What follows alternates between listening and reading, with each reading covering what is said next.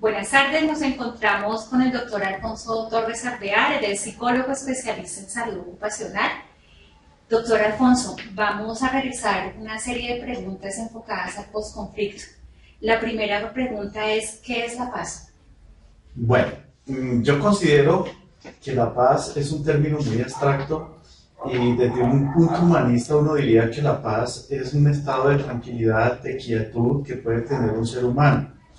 Pero si hablamos de temas de conflictos y conflictos internos entre países, pues sería la carencia de guerras, la carencia de esos conflictos. En términos generales, es un concepto muy abstracto que cada quien lo puede interpretar desde muchos ángulos, ¿cierto? En términos generales, pues es eso, es la carencia de un conflicto. No existe un conflicto. Bueno, nuestra segunda pregunta, enumere 3 aspectos positivos y 3 negativos del proceso de paz en nuestro país. Bueno, estamos en Colombia en un proceso de paz.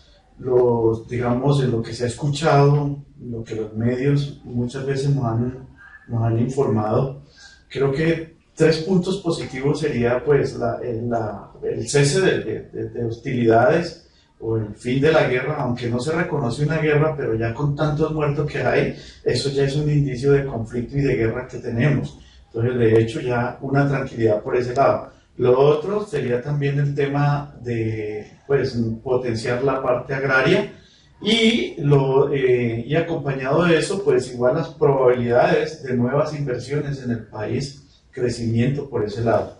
Lo negativo, el que no se acabe, pues igual no habrá inversión en cualquier campo económico del país, todo el mundo le da miedo invertir porque un país en guerra es algo que no garantiza. Lo otro, la pérdida de las vidas humanas, más de lo que se ha perdido, y también pues el desarrollo en otros aspectos del mismo país, porque se invierte más para la guerra que para otros temas que también son de interés social, educación, etcétera, etcétera. Bueno, ¿cuál considera ha sido el mayor logro del proceso de paz?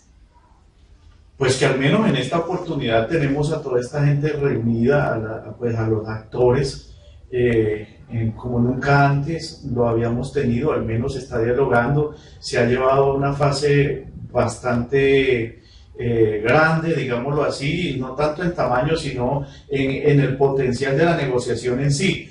Nunca antes habíamos estado tan cerca en este tema de diálogo, aunque en el país se evidencia el tema del conflicto, pues al menos esta gente está hablando, no como en otros casos que fue algo muy transitorio, muy fugaz. Al menos en este hemos tenido consistencia en la parte de diálogo y mientras esté dialogando estamos cerca de la paz. Bueno, ¿cuál cree ha sido el mayor error del proceso? Pues como todo, es un proceso que pues el presidente de la República muy respetuosamente nos lo hizo conocer a toda la población colombiana y la forma en cómo se iba a negociar. Entonces, yo creo que el error es que la comunidad, el actor social o la sociedad en sí, no conocemos, no sabemos a ciencia cierta qué es lo que se está negociando, por dónde van, por dónde vienen, ya llevan mucho tiempo allá y pues todos nos interesa como saber, estamos como a la expectativa, pero yo creo que ese ha sido el gran error. Y lamentablemente la información que tiene el ciudadano del común viene por extramuro, por archivo informática, porque un noticiero dice algo negativo o positivo. Ese es como el medio, pero no de la fuente original. Bueno, ¿usted considera que es requisito para un proceso de posconflicto que se alcance un acuerdo de paz? De hecho, es muy lógico, ¿no? El posconflicto vendrá. Nace un posconflicto porque acaba de cesar un episodio de guerra o de conflicto que hay. Entonces es un requisito necesario que se acabe el conflicto para que haya un posconflicto. Eso sí es lógico. Bueno, ¿considera que puede existir una estrategia en un eventual proceso de posconflicto? Claro, el gobierno tiene que tener unas estrategias en muchos campos, en muchos frentes, en lo económico, en lo político, etcétera, etcétera. Ya nos dimos cuenta aquí en Colombia, cuando en algunos momentos se desmilitarizaron otros actores del conflicto social colombiano, pero esa gente quedó sin hacer nada y hoy en día son los que están refundando otros grupos al margen de la ley. Entonces tenemos que tener proyectos en muchos campos para precisamente todas esas personas que están integrando las filas de los actores del conflicto, pues podamos reinsertarlos a la sociedad en una forma productiva. Bueno, ¿qué podría dañar un proceso de posconflicto, según usted?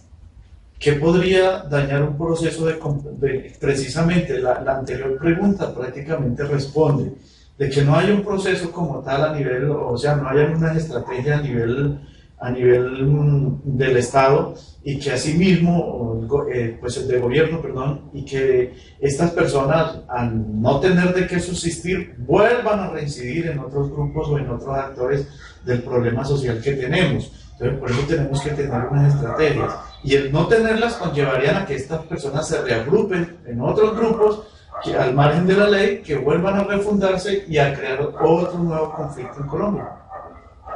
Bueno, ¿cuál considera debe ser el tiempo que debe durar un posconflicto? Pues a ver, si usted mira, tenemos casos, ya la historia lo ha señalado, el tema de las grandes guerras mundiales. Japón, Alemania, fueron países que en su eventualidad estuvieron frente a un conflicto, y un conflicto serio de unas magnitudes bastante complicadas. Pero son países que, a pesar de que estamos hablando de 1945, aún se siguen desarrollando.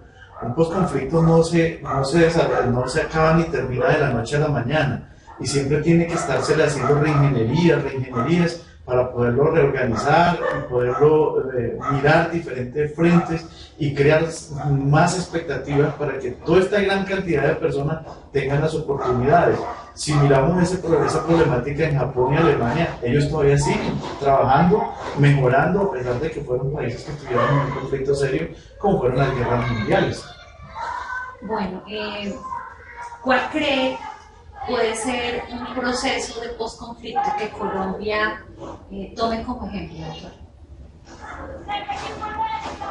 Hombre, un modelo de posconflicto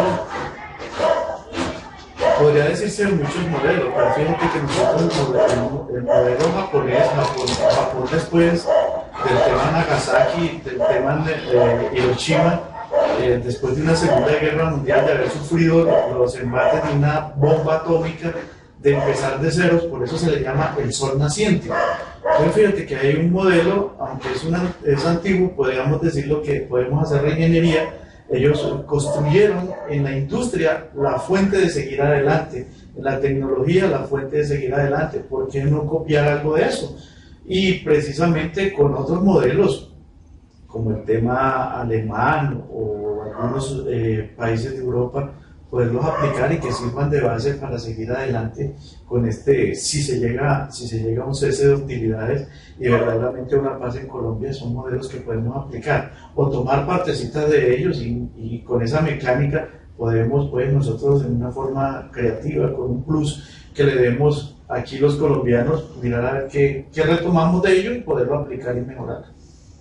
Bueno, ¿cuál sería su aporte desde su disciplina como profesional, pero también como ciudadano, para ese proceso de posconflicto en Colombia? Bueno, como profesional en el área de la psicología, ahí los psicólogos tenemos un espacio bastante importante, porque hay que rehabilitar mucho a las personas en el campo social, en el campo psicológico, bueno, en muchos frentes donde nosotros podemos tener mucha participación. Entonces la invitación es, hombre, fortalecer un poco este campo de la psicología, aportar en lo poco o mucho que se pueda desde mis experiencias, pues a las personas, y no tanto a las personas, sino que también, digámoslo, a las regiones, porque hay muchas regiones que han sido golpeadas. La UNAD en ese sentido ha tenido una formación desde hace mucho tiempo en la parte social. Entonces ahí podemos entrar nosotros a hacer una diferencia, aportarle a estas regiones, aportarle a estas personas desde lo individual y desde lo grupal a mejorar. Bueno, y por último, doctor, ¿cómo está dispuesto a afrontar el posconflicto de nuestro país? Bueno, yo creo que decírtelo ahora, no hemos llegado a ese momento, pero yo me imagino que hacia un futuro tendré, así como se ha creado muchas estrategias. Yo me imagino que ahora vendrá el impuesto post-conflicto, vendrán muchas cosas que, pues, al margen de eso, todos los colombianos tenemos que pagar. De acuerdo, de una u otra forma tendríamos que hacer un aporte, no sé de qué magnitud, pero tendríamos que hacerlo.